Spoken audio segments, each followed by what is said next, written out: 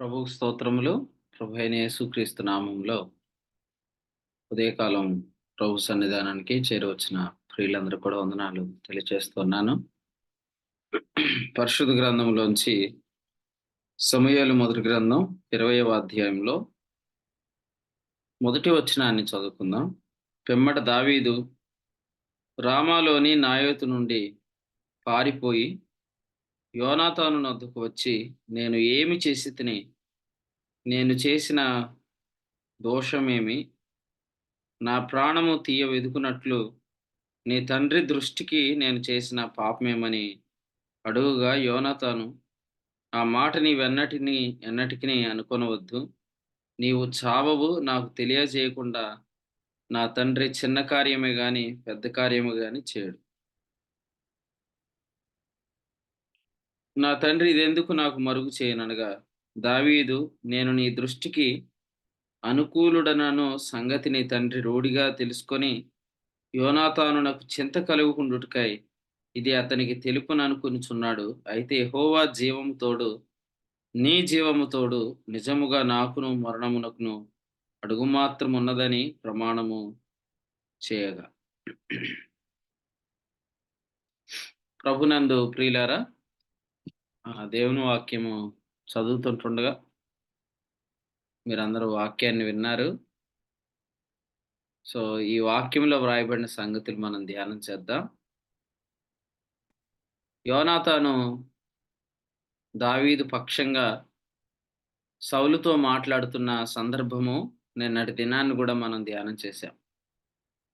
యోనాతాను దావీదుతో ప్రమాణం చేశాడు. యోనాతానుకు దావీదుకు మధ్యలో ఒక నిబంధన ఉంది. ఈ నిబంధనలో, ఈ ప్రమాణంలో దావీదు, యోనాతాను ఇద్దరు కూడా హృదయాలు కలిసిన ప్రాణ స్నేహితులని కూడా మనం 18వ అధ్యాయంలో చదువుకున్నాం. యోనాతాను దావీదును ప్రేమిస్తున్నాడు. అయితే సౌలు మాత్రం దావీదును చంపాలని తాత్పర్యం కలిగి ఉన్నాడు. ఒక దెబ్బతోటే ఈటె చేత గోడకు పొడవాలని మరి సౌలు ఆలోచన కలిగి ఉన్నాడు. సౌలు మీదకు దురాత్మ వస్తుంది. సౌలు దురాత్మను బట్టి దావీదును చంపాలని ప్రయత్నం చేస్తున్నాడు. అయితే ఉద్దేశ్యం ఏంటో ఈ అధ్యాయంలోనే మనం గమనిస్తూ ఉన్నాము. చూడండి, ఈ అధ్యాయంలో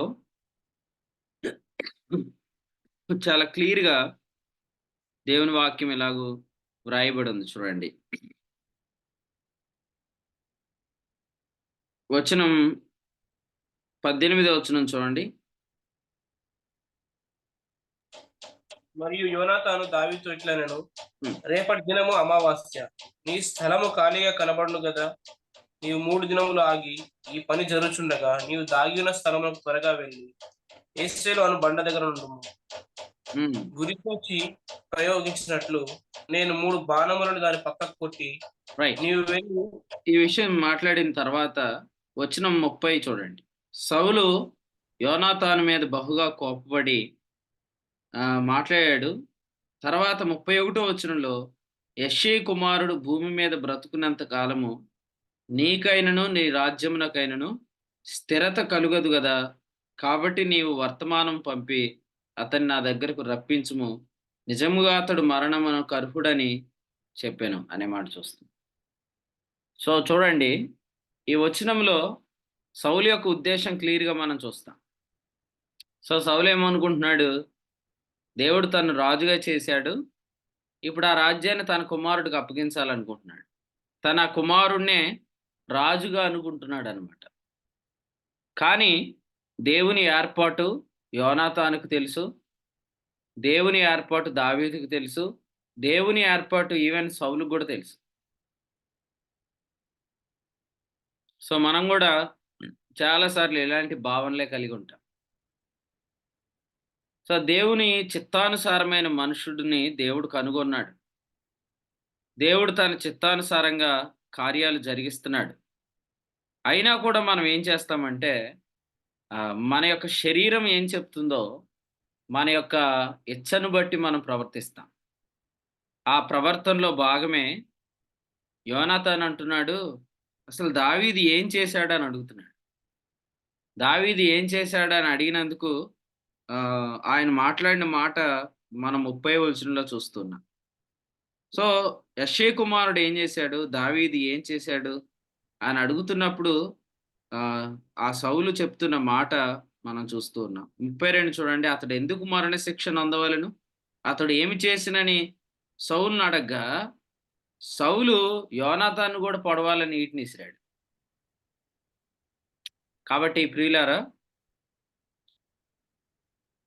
చాలా క్లియర్‌గా మనము ఈ విషయాన్ని చూస్తున్నప్పుడు, దేవుని యొక్క చిత్తము మనకు అర్థం కానప్పుడు, కొన్నిసార్లు లేదా దేవుని చిత్తానికి మన మనస్సు సహకరించనప్పుడు, మనం దేవుని చిత్తాన్ని గూడా శరీరం ద్వారా ఎదిరించాలని ప్రయత్నం చేస్తాం. ఆ ప్రయత్నంలో భాగంగానే ఇదిగో ఇలాగ ప్రవర్తిస్తారు. దావీదు కూడా చాలా స్పష్టంగా చెప్పాడు. నాకు మరణానికి అడుగు మాత్రం ఉందని చెప్పాడు వచనం 3లో. అంటే ఎంత అపాయంలో ఉన్నాడో దావీదుకి అర్థమైపోయింది. ఎందుకంటే ఇంతకుముందు గూడా సౌలు చేసిన ప్రయత్నాలు దావీదుని చంపాలని. దావీదు నేరుగా చూసాడు కాబట్టి. కాబట్టి ఈ మాటలు వింటున్న వారు ఆలోచన చేయండి.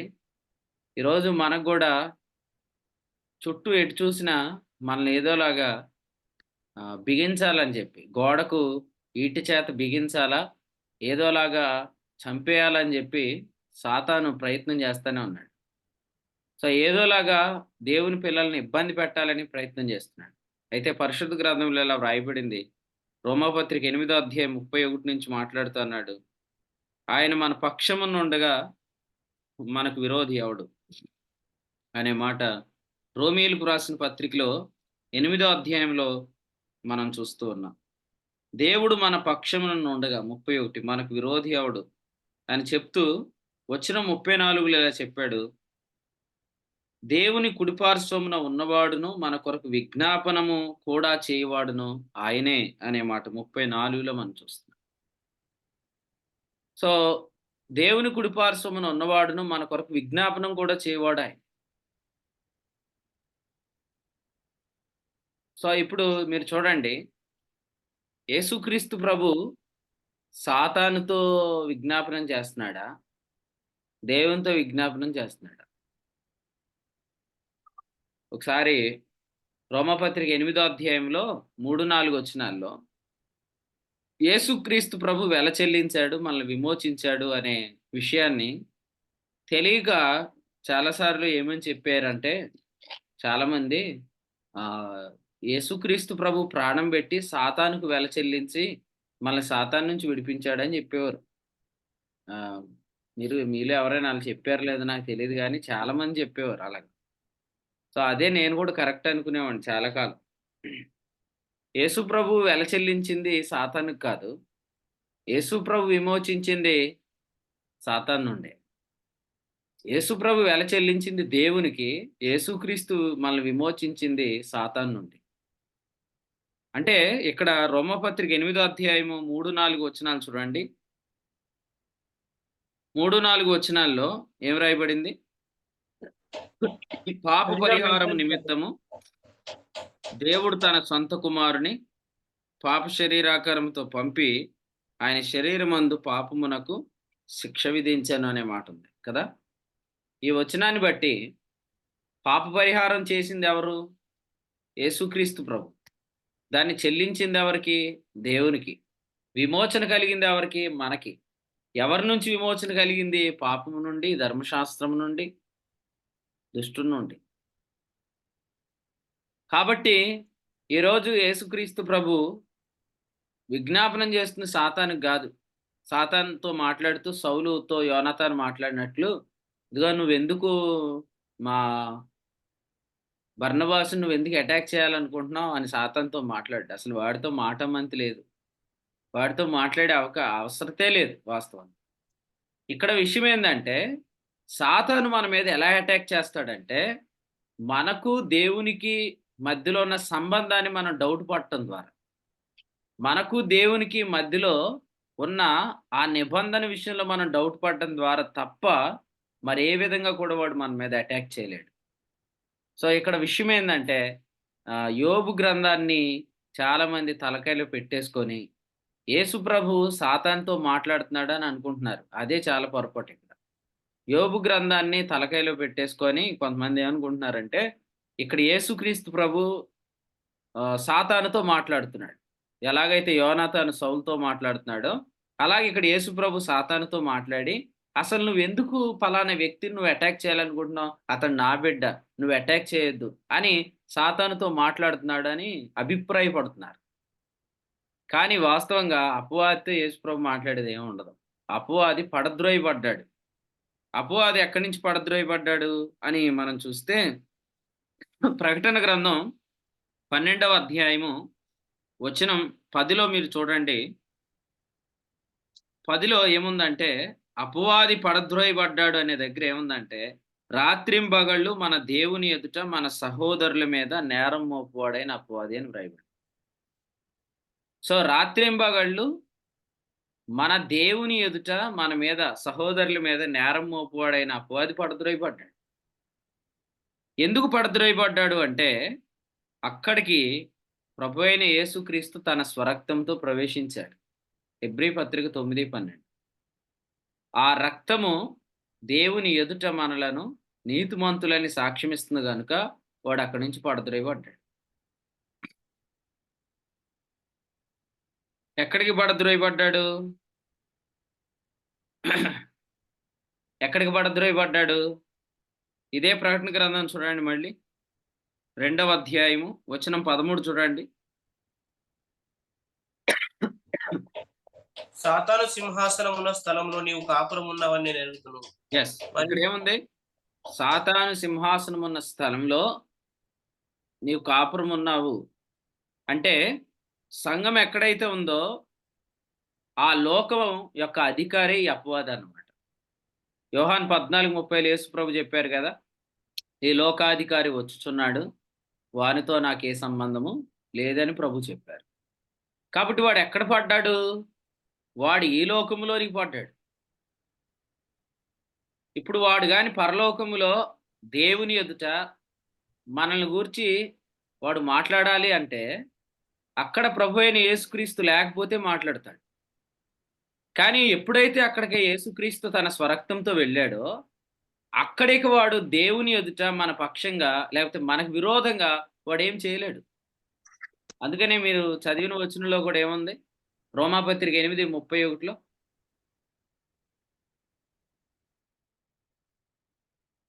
చెప్పండి. చూడకుండా చెప్పాలి. రోమాపత్రిక 8:31 చూడకుండా చెప్పాలి. మనకు మనకు విరోధి ఎవరు?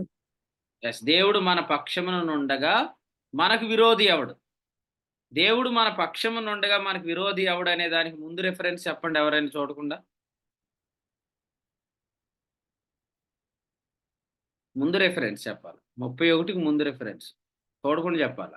ఆయన మనల్ని తన పిలిచెను, కుమారుని పిలిచిన మనకు వారిని అనుగ్రహించాడు. నీతిమంతునిగా తీర్చెను, నీతిమంతునిగా తీర్చి మహిమపరచెను. సో, ఆయన ఎవరిని పిలిచాడో వారిని నీతిమంతులుగా తీర్చాడు. ఎవరిని నీతిమంతులుగా తీర్చాడో వారిని మహిమపరిచాడు. సో, సో ఫస్ట్ 30th రిఫరెన్స్‌లో ఏముందంటే, ఆయన నీతిమంతులుగా తీర్చాడని ఉంది. తర్వాత రిఫరెన్స్ 31 చూడండి. 31లో ఏముంది తమ్ముడు? దేవుడు మన పక్షమునుండగా మనకు విరోధి.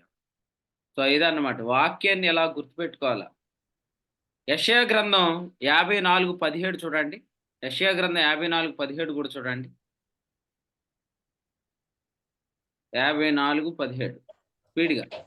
నీకు విరోధంగా రూపింపబడిన ఏ ఆయుధమును వర్ధిల్లదు. ఆ! చదువు 54:17 మొత్తం చదువు నువ్వు. 54:17 నీకు విరోధంగా రూపింపబడిన ఏ ఆయుధమును వర్ధిల్లదు. న్యాయ విమర్శలో నీకు దోషారోపణం చేయు ప్రతి వానికి నీవు నేరస్థాపన చేసేదవు. యెహోవా యొక్క సేవకుల నీతి నా వలన కలుగుచున్నది, ఇది వారి స్వాస్థ్యం. ఇదే యెహోవా వాక్కు. ఇక్కడే ఆగండి. రిఫరెన్స్ ఇలాగ పెట్టండి. అందరూ ఈ రిఫరెన్స్ చూడండి. ఇక్కడ విరోధముగా రూపించబడిన ఆయుధము అనే దగ్గర ఏముంది? దోషారోపణ చెయ్యు ప్రతి వానికి నీవు నేరస్థాపన చేశారు. దోషారోపణ చేస్తుంది ఎవరు? దోషారోపణ చేస్తుంది ఎవరు? అపవాది. యెస్, అపవాది. దోషారోపణ మనం ఎందుకు ఫీల్ అవుతున్నాం? దోషారోపణ వాడు చేస్తున్నాడులే. దోషారోపణ మనం ఎందుకు ఫీల్ అవుతున్నాం? మనం ఎందుకు ఫీల్ నీతిమంతులు. అవుతున్నామంటే సంబంధం. నీతిమంతులు.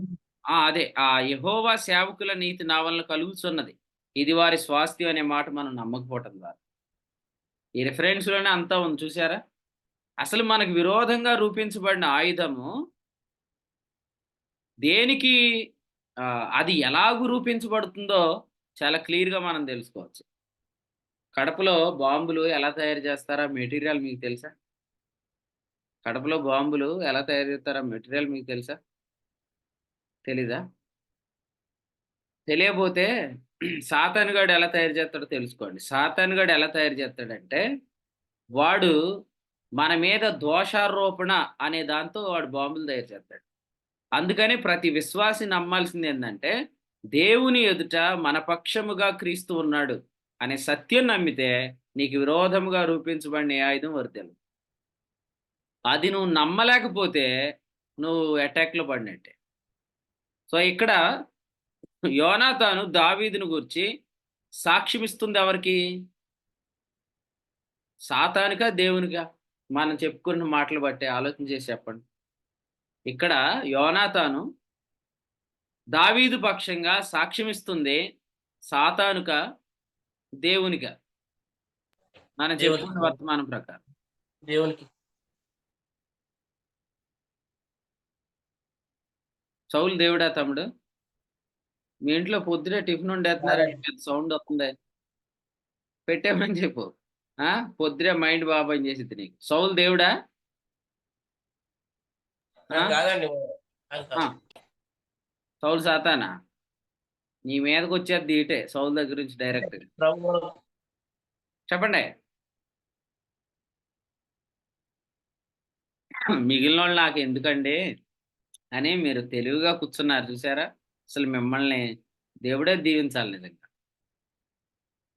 యోనాతాను దావీదు పక్షంగా సౌలుతో మాట్లాడుతున్నాడు కదా! ఈ సందర్భంలో సౌలు దేవుడా? సాతానా? అని అడుగుతున్నాను నేను. సాతాను. Yes, very good. మన పోర్షన్‌లో యేసుక్రీస్తు మాట్లాడుతున్నాడు కదా! సాతానుతోటా? దేవునితోటా? దేవునితో. Yes, దేవునితో. సాతానుతో మాట్లాడట్లే యేసుక్రీస్తు ప్రభు. కానీ యేసుక్రీస్తు దేవునితో ఏం మాట్లాడుతున్నాడో అది మనం నమ్మకపోవటమే సాతాను మన మీద అటాక్ చేయడానికి మూలం. పరిహారం చెల్లించింది ఎవరు?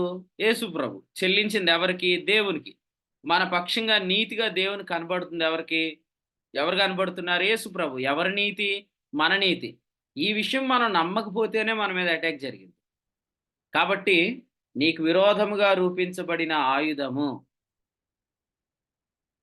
నీకు విరోధముగా రూపించబడిన ఆయుధము అది దేవుని ఎదుట యేసుక్రీస్తు రక్తమును బట్టి నువ్వు నీతిమంతుడని నమ్మకపోవటం అనే దాని వల్లే రూపించబడింది. అందుకనే అది దోషారోపణ అనే పదం అక్కడ రాయబడింది. మీరు చదివిన 2 వచనాలు అది రోమా 8:31 అయినా అది యెషయా 54:17 అని 2 చోట్ల నీతి అనే మాట ఉంది. గమనించండి. ఈరోజు అటాక్స్ ఎందుకు జరుగుతున్నాయి బిలీవర్స్ మీద? విశ్వాసుల మీద అటాక్స్ అనేవి ఎందుకు జరుగుతున్నాయంటే విశ్వాసులు ఒక సత్యం నమ్మట్లేదు. అదేమంటే యేసుక్రీస్తు రక్తమును బట్టి దేవుని ఎదుట నీతిమంతులమని నమ్మట్లేదు. దావీదు అడిగిన ప్రశ్నకు మనం అడగాల్సిన ప్రశ్నకు తేడా ఇప్పుడు మీరు చెప్పాలి. ఓకే, దావీదు ఏమడిగాడు? నేను చేసిన దోషం ఏంటి అని అడిగాడు.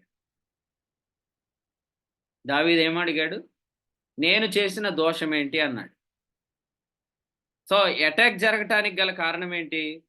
సో నేను సౌలు దృష్టికి దోషిగా కనబడుతున్నానా? నేను చేసిన దోషం ఏంటి అని అడిగాడు. సో మనం ఏం అడగాల? మనకి ఏదైనా అటాక్ జరిగి రోగం కావచ్చు, యాక్సిడెంట్ కావచ్చు, లేకపోతే ఏదైనా సమస్య కావచ్చు, మన మీద అటాక్ చేసేటప్పుడు నేను చేసిన దోషం ఏంటి అని దావీదు అడిగినట్లుగా అడగాల? లేదు మనం ఎట్లా ప్రార్థన చేయాలా? మీకేం అర్థమైంది? వాక్యం అర్థమైన వాళ్ళే చెప్తారు.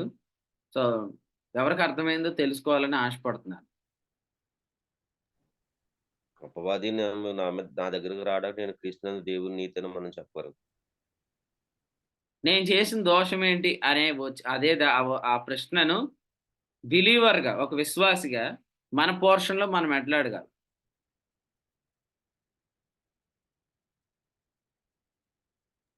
అయినా ఇప్పుడు నేను దేవుని ఎదుట నీతిమంతుడని ఒప్పుకోవాలి. క్వశ్చన్ అండి, ఆన్సర్ కాదు బ్రదర్. క్వశ్చన్ ఎలా అడగాలని అడుగుతున్నాను నేను. నేను చేసిన నీతి ఏమిటి? నేను చేసిన నీతి ఏమిటా? ఆదిలాబాద్ వాళ్ళు చెప్పండి. క్రీస్తు యేసే నా నీతి కదా, నాకెందుకు ఇలా జరిగింది? క్రీస్తు యేసే నా నీతి కదా, నాకు ఎందుకు ఇలా జరిగిందా, ఎందుకు ఇలా జరగాల? ఎందుకు ఇలా జరిగింది అని జరిగింది ఆల్రెడీ నీకు. లేదండి. దావీదుకి ఏం జరగలేదు కదండి. ఇక్కడ జరగకముందు అడుగుతున్న ప్రశ్న. మీరు కూడా జరగకముందు అడగాల. జరిగే టట్లుగా ఎవరైనా అటాక్ చేయడానికి చూస్తున్నప్పుడు, ఏదైనా విషయాలు మాట్లాడుతున్నప్పుడు, లేదా ఏదైనా జరుగుతున్నప్పుడు అప్పుడు అడగాల, జరిగిన తర్వాత కాదు. సో చాలా వరకు జాన్ పాల్ కరెక్ట్ చెప్పాడు. ఇంకెవరైనా చెప్తారా? క్రీస్తు యేసే నా నీతి కాబట్టి నాకు విరోధి ఎవరు లేరని ప్రార్థించాను. రైట్. మీరు అందరూ వినండి. 20వ అధ్యాయం 1వ వచనంలో, నేను ఏమి చేసి తిని, నేను చేసిన దోషం ఏంటి? దావీదు గాని పాత నిబంధన భక్తులు గాని వాళ్ళు ధర్మశాస్త్ర సంబంధ క్రియల వల్ల నీతిని వెతుకుతున్నారు. కాబట్టి వాళ్ళు ఎప్పుడు దేని గురించి ఆలోచిస్తారంటే, నేను ఏం చేశాను, నేను ఏం చేయటం వల్ల ఇది జరుగుతుంది అని ఆలోచిస్తారు. క్రొత్త నిబంధనలో ఉన్న మనం క్రియల వల్ల నీతి కాదు, విశ్వాసాన్ని బట్టి నీతి. కాబట్టి మనం పొజిషన్ బట్టి ప్రశ్నించాలి. నేను దోషినా, నాకెందుకు ఇలా జరగాల? నేను దోషినా అని ప్రశ్నించాలి. ఈయనేమో నేను చేసిన దోషం ఏంటి అంటే, వాళ్ళు దోషం చేస్తే దోషులు వాళ్ళు పాత నిబంధనలో. మనము దోషం చేస్తే దోషులం కాదు, నీతి చేస్తే నీతిమంతులం కాదు. మనం యేసు ప్రభు నమ్మేము నీతిమంతులం, యేసు ప్రభు నమ్మకపోతే దోషులం. అందుకని ఆ క్వశ్చన్కి మన క్వశ్చన్ డిఫరెన్స్ ఉంది. నేను ఏం దోషం చేశాను అని దావీదు అడిగాడు. మనమేం అడుగుతామంటే, నేను పాపంలో ఉన్నానా, నేనేమైనా దోషినా, నాకెందుకు అటాక్ జరగాల అని అడగాలి. ఎంతమందికి అర్థమైంది? రైట్. ప్రభుకు స్తోత్రం. అర్థం కాని వాళ్ళు నన్ను ఎందుకు అడగట్లేదు? బాలు బ్రదర్ అర్థమైందా?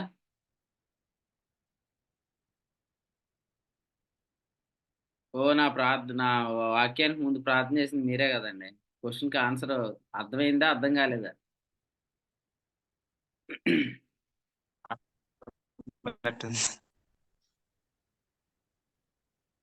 నరేష్ గారు అర్థమైందండి మీకు?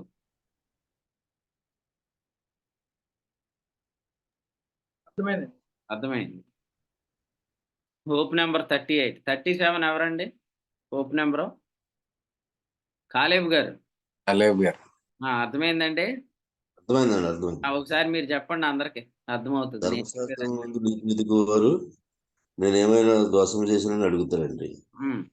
కొత్త నిబంధనలో మనం క్రీస్తు రక్తం ముందు కడగబడి నీతిమంతులయ్యాం కాబట్టి నేనేమైనా దోషం చేశానా లేదా పాపం చేశానా? మీరు ఇద్దరు ఒకటే అడిగారు, దావీదు మీరు ఒకటే అడిగారు. దావీదు బంధువులా? కాదండి. కాదా, మీ ఇద్దరు బంధువులు కదా. మరి ఆయన అడిగిందే మీరు అడిగారు. రైట్. ఇంకెవరైనా చెప్పండి. దావీదు అడిగిన ప్రశ్నకు బిలీవర్ విశ్వాస అడగాల్సిన ప్రశ్నకు తేడా ఏంటి? సందీప్ అన్న, నువ్వు అడిగితే బాగుంటది.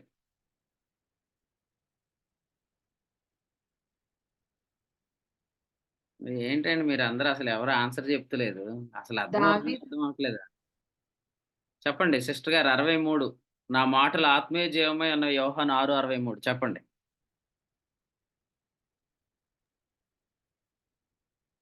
దోషం చేశానా అని అడిగాడు. మన విశ్వాసం బట్టి నేను దోషినా అని అడుగుతాం. అంటే మన పొజిషన్ ని బట్టి. మన యొక్క పెర్ఫార్మెన్స్ ని బట్టి క్వశ్చన్ అడగట్లే, మన పొజిషన్ బట్టి క్వశ్చన్ అడుగుతున్నాం.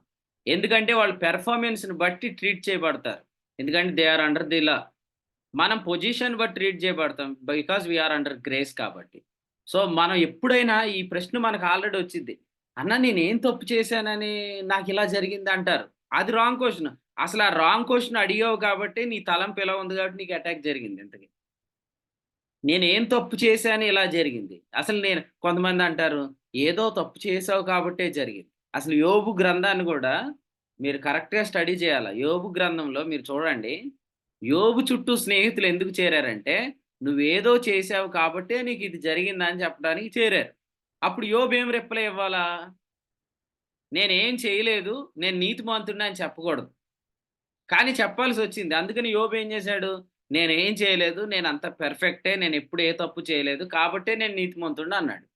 అంటే తన యొక్క నీతి యెహోవా వలన కలిగెను, ఆయనయ స్వాస్థ్యమే అని యోబు చెప్పలేదు. ఎందుకంటే యోబు ఎక్స్‌పీరియన్స్ వేరు. అందుకని ఇప్పుడు యోబు ఏమయ్యాడు? వాళ్ళు నువ్వు రాంగు, నువ్వేదో చేశావు, అందుకే నీకు ఇది జరిగింది. నువ్వేదో చేశావు, నీకు అందుకే ఇది జరిగిందని చెప్పినప్పుడు తనను తాను తన క్రియలను బట్టి నీతిమంతుడని ప్రూవ్ చేసుకోవడానికి ట్రై చేశాడు. అందుకని యోబు గ్రంథం 32లో రాశాడు, యోబు తాను దేవుని కంటే నీతిమంతుడుగా చెప్పుకుంటున్నాడు అని రాశాడు. అంటే మీరు చూడండి, మీతో మాట్లాడేవాళ్ళు చాలామంది మీకేదైనా జరిగితే మీరేదో తప్పు చేశారు అందుకే జరిగిందని మీతో మాట్లాడిన మాటల్లో నుండే సెల్ఫ్ రైచియస్‌నెస్ పుట్టిద్ది. మీరేం చెప్తారు దానికి రిప్లైగా? నేనెప్పుడు ఏ తప్పు చేయలేదు, నేను చాలా కరెక్ట్‌గా ఉన్నాను, నేను ఇంకా చెప్పాలంటే వాడికంటే చాలా కరెక్ట్‌గా ఉన్నాను, ఈమె కంటే చాలా కరెక్ట్‌గా ఉన్నాను, అసలు నేను ఏ తప్పు చేయలేదు, నేను చాలా పెర్ఫెక్ట్ అంటారు. అంటే ఇందులో మీరేం మర్చిపోతున్నారు? I am justified by faith, I am justified by the blood of Jesus Christ అనే సాక్ష్యం మర్చిపోతారు. అట్లా మర్చిపోవటానికి స్నేహితులు మీ దగ్గరికి పంపిస్తాడు సాతానుగాడు. ఏదైనా మీ లైఫ్‌లో ఆల్రెడీ జరిగితే, ఇప్పటికి కూడా టైం మించిపోయింది ఏమీ లేదు. మీరేం చెప్పాలంటే, ప్రభువా నేను విశ్వాసాన్ని బట్టి నీతిమంతుడిని కాదు, ఇది నాకెందుకు జరగాలి? ప్రభువా అంటే ఆ బాడీని సమాధిలో పెట్టేసిన తర్వాత కూడా, అంటే సమస్య అనేది కుళ్ళిపోయిన తర్వాత కూడా మనం అడగాల్సిందేందంటే, నేను జస్టిఫైడ్ బై ఫెయిత్ కదా! I am the righteousness of God in Christ కదా! క్రీస్తునందు నేను దేవుని నీతిని కదా! కొరింథీ 2:21. నేను దేవునికి ప్రియమైన వాడిని కదా! నేను పరిశుద్ధాత్మ చేత ముద్రించబడిన వాడిని కదా! ఎఫెసీ 1:13. ఇది నాకెందుకు జరిగింది? అని అడగాల. అప్పుడు న్యాయం జరిగిద్ది. అప్పుడు కార్యం జరిగిద్ది. అంతేగాని మనకొచ్చే ప్రశ్నలు ఎలా ఉంటాయంటే, నేనేం తప్పు చేశానని నాకు జరిగింది? అంటే అందులోని మీ చాలా గర్వం ఉంది మీకు. మీ గర్వం ఏంటంటే, నేను చాలా కరెక్ట్, ఎందుకంటే నేను చాలా పెర్ఫెక్ట్‌గా ఉండేవాడిని కాబట్టి. అంటే నేను జస్టిఫైడ్ బై ఫెయిత్ కాదు, I am justified by works అని మీరు చెప్తున్నారు. ఎంత అవివేకంలోనికి మిమ్మల్ని నెట్టేస్తున్నారు చూడండి. కొంతమంది వచ్చంటారు, చాలా సార్లు నాతో కూడా చాలామంది ఈ వాక్యం వింటున్న వాళ్ళు కూడా ఇదే మాట్లాడుతున్నారు కొంతమంది. అంటే వాళ్ళకి వాక్యం అర్థం కాక. వాళ్ళు ఏం మాట్లాడుతున్నారంటే, "అన్నా మేమేం తప్పు చేశామా? ఎందుకిలా జరిగింది? మేమేమన్నా పాస్టర్ గారికి ఇవ్వటం మానేసామా? మేమేమన్నా మీటింగులు పెట్టడం మానేసామా? మేమేమైనా ఆదివారం మానేసామా? అసలు మేమే కదా చర్చికి ఫస్ట్ వచ్చేది. అయినా దేవుడు మా మీదకి ఎందుకు అటాక్ తెచ్చాడు?" ఈలోగా మనతో ఇంకొకడు ఎవడో వస్తాడు. వాడేమంటాడంటే, "ఆ! కాశీ చెట్టుకి రాళ్ళండి" అంటాడనమాట. వీడికి వాక్యం తెలీదు. కాశీ చెట్టుకి రాళ్ళు కాదు ఇక్కడ. ఇక టాపిక్ ఏంటి? నువ్వు నీలో గర్వమొచ్చింది. ఆ గర్వాన్ని నేనిప్పుడు తొలగిస్తాను చూడు. ఆ గర్వం ఏంటంటే, నేనేం చేశానని నాకిది జరిగింది అని నువ్వు అడుగుతున్నావంటే, నేను చేసిన దాన్ని బట్టే నేను దేవుని ఎదుట పొజిషన్ కలిగి ఉన్నానని నువ్వు అంటున్నావు. అది రాంగ్ గదా! ఇంకో మాట అడుగుతాను. దావీదు యొక్క స్థానం ఇక్కడ సౌలు ఎదుట.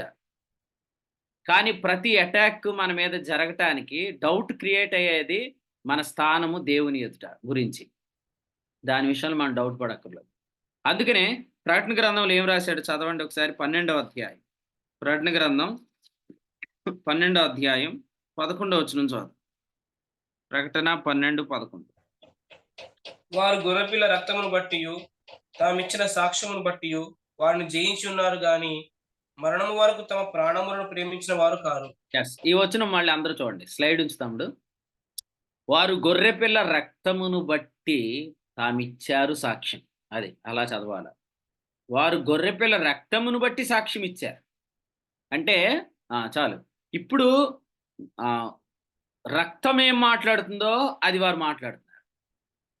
రక్తం ఏం మాట్లాడుతుంది దేవునితో? హేబేలు కంటే మరి శ్రేష్టముగా పలుకు ప్రోక్షణ రక్తం. హెబ్రీ 12:24. అదే మనం మాట్లాడాలా. ఎవరైనా యథార్థంగా ఇక్కడ ఒప్పుకుంటారా? ఏదైనా మీ లైఫ్‌లో జరిగినప్పుడు నేనేం చేస్తే ఇది జరిగింది అని మీలో ఎవరైనా మాట్లాడినోళ్ళు యథార్థంగా ఎవరైనా ఒప్పుకుంటారా? నేను అన్నాను కృష్ణ అన్న అంటున్నారు. భువనేశ్వరి గారు అన్నారు. ఆ! అందరం అన్నాం. నేను కూడా అన్నాను. అందరం అంటాం. ఆ మాట రానీకండి అసలు ఇప్పటి నుంచి. ఎందుకంటే ఆలోచన ఉంది కాబట్టి అటాక్ జరిగింది అసలు వాస్తవం చెప్పాలి. ఈ పరిచర్యలోకి వచ్చాక అనట్లేదండి. నీతిమంతులు అని ఎంచుకున్న తర్వాత ఇంకా మాట రావట్లేదు. Right, very good.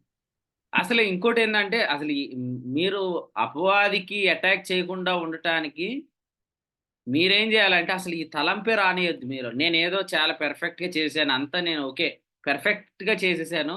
ఇంకా ఏమీ అటాక్ జరగదని నువ్వు అనుకోవద్దు. నువ్వు పెర్ఫెక్ట్‌గా చేయటం వల్ల నువ్వు పెర్ఫెక్ట్ కాదు దేవుని ఎదుట.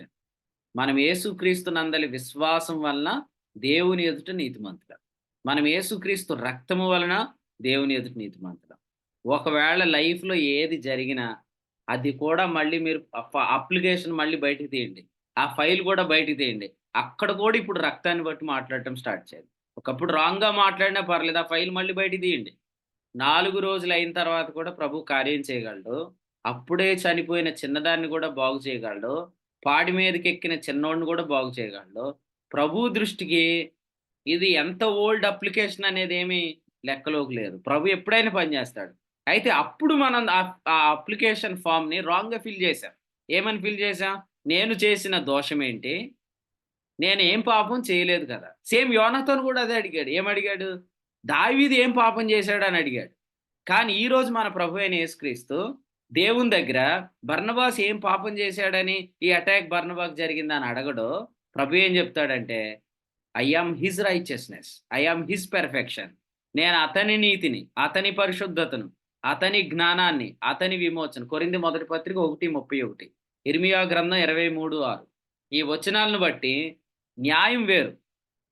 దానిని క్రియా న్యాయం అంటారు. అది దావీదు అనుభవించాడు. మనది విశ్వాస న్యాయం.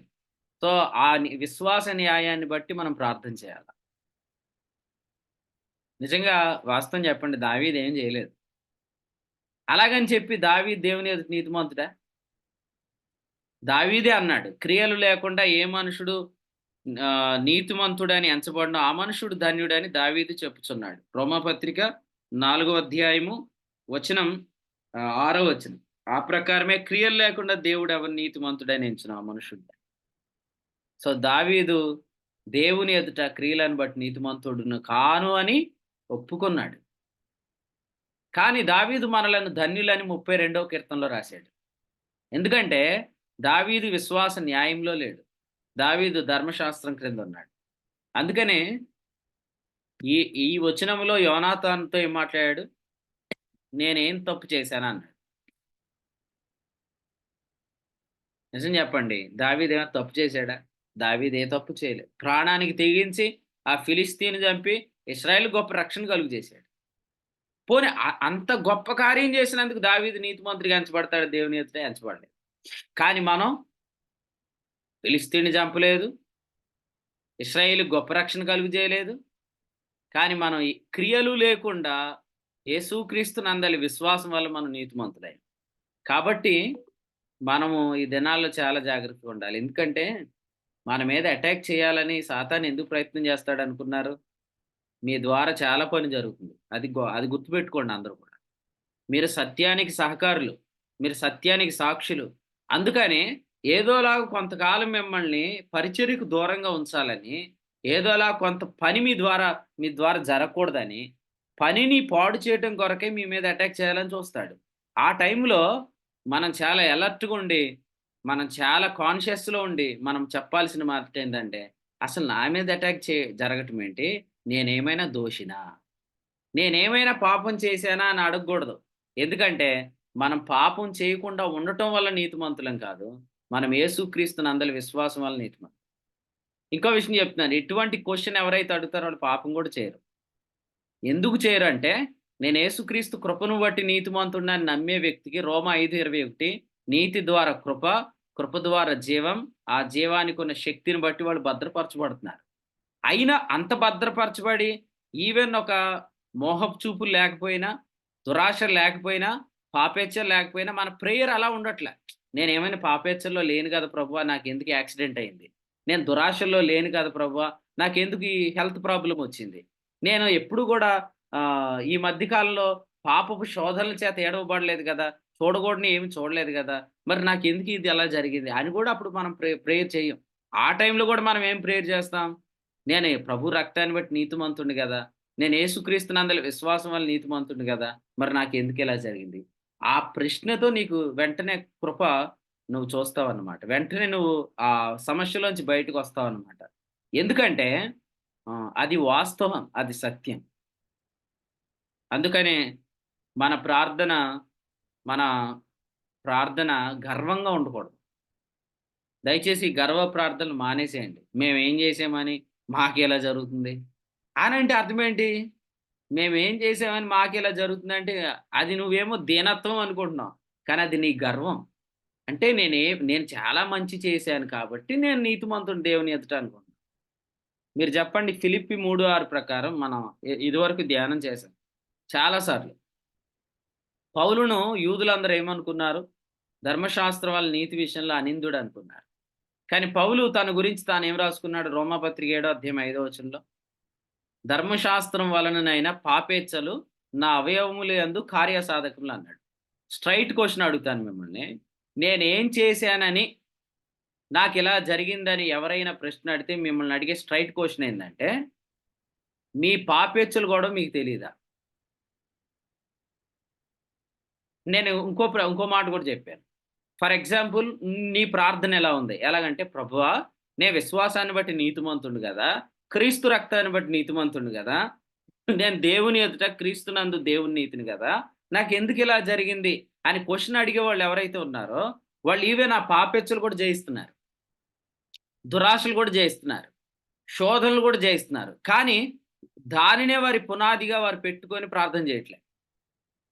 కానీ పాపేచ్ఛలలో, దురాశలలో, శోధనలో ఉండేవాళ్ళు కూడా చేసే ప్రార్థన ఏంటి తెలుసా? నేనేం చేశానని. నువ్వేం చేస్తున్నావో నీకు తెలీదా? నువ్వు పెర్ఫెక్ట్‌గా ఉన్నానని అందరి ఎదుట చెప్తున్నావు. ఎందుకంటే పాపేచ్ఛలు, దురాశలు బయట ఎవరికి కనపడవు కాబట్టి. ఈవెన్ కొంతమందికి తెలిసినోళ్ళు అడిగారనుకోండి, నువ్వేం చేయలేదా? నువ్వేం చేయలేదా? నువ్వు అలా చేసావు గదా! అని అప్పుడు వెంటనే ప్రశ్న ఎలా మారుస్తారో తెలుసా? మరి నాకంటే చెడ్డగా బతుకుతుంది గదా అది. నాకంటే వాడు చెడ్డగా బతుకుతున్నాడు గదా! మరి వాడికేమన్నా దేవుడు చేశాడా? నాకెందుకు చేశాడా? అని అడుగుతారు. చూసారా? అంటే ఇది మనిషి యొక్క ఆలోచన విధానం అన్నమాట. అందుకనే మన ప్రార్థన మారాలి. ఇంకా ఎవరైనా ఇక్కడ ఉన్నారే మీ కూడికలో మీరు ఆలోచించేయండి. ఇంతకుముందు మీకు ఏదైనా నష్టం జరిగినా, ఇప్పుడు మీకు ఏదైనా జరగకూడదు జరుగుతున్నా, ఇది మీరు చాలా చక్కగా దేవుని యొద్ద నుండి సమాధానం పుచ్చుకునే ప్రార్థన. అదేంటంటే, ప్రభువా నేను నీ రక్తమును బట్టి నీ ఎదుట నీతిమంతుడిని కదా! నాకెందుకు ఇలా జరగాలి? అని అడుగు, నీకు ప్రభు న్యాయం చేస్తాడు. పాస్టర్ గారు మీరు చెప్పినట్టే నేను చేశానండి. దేవుడు నాకు చాలా న్యాయం చేశాడండి అని మాత్రమే మీరు చెప్తారు తప్ప, మాకు అలా ప్రార్థన చేసినా ఏం జరగలేదండి అని ఎవ్వరు చెప్పలేరు. ఎందుకంటే వారు గొర్రెపిల్ల రక్తమును బట్టి తామిచ్చిన సాక్ష్యమును బట్టి వారు జయించారని ప్రభు వాక్యం చెప్తుంది. కాబట్టి తప్పక న్యాయం జరిగింది. సో జస్ట్ ఈ ప్రార్థన స్టార్ట్ చేయండి. మీ లైఫ్‌లో ఇంతకుముందు ఓల్డ్ అప్లికేషన్స్ కూడా ఈరోజు దేవుడు న్యాయం చేస్తాడు. జస్ట్ ఒకటే ప్రార్థన. ప్రభువా అప్పుడు తెలియక అడిగాను నేను. ఏమని అడిగాను? నేనేం తప్పు చేశానని నాకిలా జరిగిందని అడిగాను. కానీ ఆ ప్రేయర్ రాంగ్ అని నేను ఒప్పుకుంటున్నాను. ప్రభువా నేను నీ రక్తాన్ని బట్టి నీతిమంతుడిని గదా! నాకెందుకు అలా జరిగింది? అని అడగండి. దేవుడు గతంలో జరిగిన ఫెయిల్యూర్స్‌కి గూడా ఇప్పుడు మీకు సొల్యూషన్ ఇస్తాడు. ఎంతమందికి గావాలి? సో వాటన్నిటిని మీరు రికవర్ చేయండి ప్రభువైన యేసుక్రీస్తు నామములో. ఎందుకంటే అది గర్వం అని నాకు తెలీదు. అది గర్వం అని మీకు తెలీదు. అందుకని ఆ గర్వపు మాటలు మనం చాలా మంది దగ్గర కూడా మాట్లాడేస్తాం. పైగా మన దగ్గరకు జోఫరు, బిల్దదు, ఎలీఫజు లాంటోళ్ళు వచ్చి కూర్చుంటారు. వీళ్ళు కూర్చొని వీళ్ళు మాటలన్నీ ఏందంటే, నువ్వేదో చేసావే, నువ్వేదో చేసావురా, చెయ్యకపోతే ఇలాగెందుకు జరిగిందని వాడిక భూతద్దం పెట్టి పరీక్షిస్తాడని. ఈలోగా మనం ఏం చేస్తామంటే we want to prove that we are justified by our works అన్నమాట. మనం వాళ్ళ ఎదుట ఏం చెప్పుకోవాలని ప్రయత్నం చేస్తామంటే, నేను ఉదయంపు నైవేద్యం మానేశానా, ఉదయకాలం పిల్లల కొరకు బలివ్వటం మానేశానా, నేను రాత్రి నైవేద్యం మానేశానా, రాత్రి బలివ్వటం మానేశానా, నేను ఎప్పుడైనా ప్రార్థనకు రావటం మానేశానా, బైబిల్ చదవటం మానేశానా, అదిగో ఆ సుబ్బయ్యమ్మ కంటే, ఈ వెంకయ్యమ్మ కంటే, ఆయన కంటే, ఇది ఈ సురేష్ కంటే, ఈ నరేష్ కంటే, ఈ పుల్లారావు కంటే, ఆ వెంకటరావు కంటే నేను ఇంకా భక్తిపరుడని చెప్పుకుంటాం. మొత్తం అయిపోయింది ఆడికే చాప్టర్. ఇప్పుడు అసలు వాళ్ళు వచ్చిందే అందుకు. వాళ్ళు ఎందుకు వచ్చారంటే నువ్వు కరెక్ట్ కాదని చెప్పి తద్వారా నిన్ను సెల్ఫ్ రైచియస్నెస్ లోనికి గెంటేయడానికి వచ్చారన్నమాట. నువ్వు ఎప్పుడైతే గెంటి వేయబడతావో వెంటనే నీ మీద కూడా అటాక్ జరుగుతుంది. దయచేసి ఈ విషయాలు మీరు సీరియస్గా తీసుకోండి. మీ మీద ఎటువంటి అటాక్ జరగకూడదని ఉదయకాలం ప్రేమతో ప్రభు మాట్లాడుతున్నాడు. మన మీద అటాక్ జరగటానికి first breast plate of righteousness లేకపోవటమే కారణం. అందుకనే వాడి యొక్క టార్గెట్ శిరస్సు లేకపోతే హృదయం అన్నమాట. సో శత్రువుని ఎవడైనా 2 చోట్ల కొట్టాలనుకుంటాడు. ఒక్క దెబ్బతో చావాలంటే ఒకటి నెత్తి మీద అన్నా కొట్టాలా, లేదా 2 గుండెలో కన్నా కొట్టాలి. విశ్వాసి యొక్క నెత్తి మీద రక్షణ శిరస్త్రాణం ఉండాల. విశ్వాసి యొక్క హృదయం మీద విశ్వాసమను కవచం ఉండాలి. దీనినేమో బ్రెస్ట్ ప్లేట్ అన్నాడు, దీనేమో హెల్మెట్ ఆఫ్ సాల్వేషన్ అని అన్నాడు. ఆ 2 చదువుదాం రండి. తెస్సలోనికీయులకు రాసిన 2వ పత్రికలో ఈ విషయం చెప్పాడు. తెస్సలోనికీయులకు రాసిన మొదటి పత్రిక